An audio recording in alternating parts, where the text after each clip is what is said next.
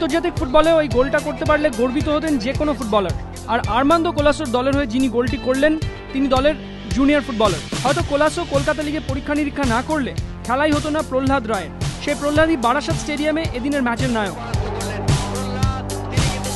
প্রথমার্ধে কলকাতা লিগের ম্যাচে ইস্টবেঙ্গলের সঙ্গে সমান তালে লড়ছিল সাদার্ন সমিতি। লিগ খেতাব জিততে হলে সব ম্যাচই জিততে হবে লাল হলুদকে। র্যান্টি ডুডু জুটিও গোলের সন্ধান দিতে পারছিল না খেলার 41 মিনিট পর্যন্ত। ঠিক সে সময় সাদার্ন পেনাল্টি বক্সের বাদিক থেকে বাঁ পায়ের শটে প্রহ্লাদের অবিশ্বাস্য গোলে এগিয়ে যায় আর্মান্দো কোলাসোর দল।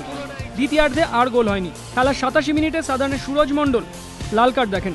1-0 গোলেই ম্যাচ জিতে 7টি খেলার শেষে 16 পয়েন্টে পৌঁছে গেল ইস্টবেঙ্গল। লিগের অঙ্ক যেই জায়গায় দাঁড়িয়ে তাতে ইস্টবেঙ্গলকে খেতাব জিততে হলে জিততেই হবে শেষ 3টি ম্যাচে। 9টি খেলার শেষে 22 পয়েন্টে দাঁড়িয়ে সুব্রত ভট্টাচার্যের টালিগঞ্জ অগ্রগামী। যা মনে হচ্ছে ইস্টবেঙ্গল টালিগঞ্জ ম্যাচই হতে চলেছে লিগের খেতাব নির্ণায়ক লড়াই। এবিপি আনন্দ।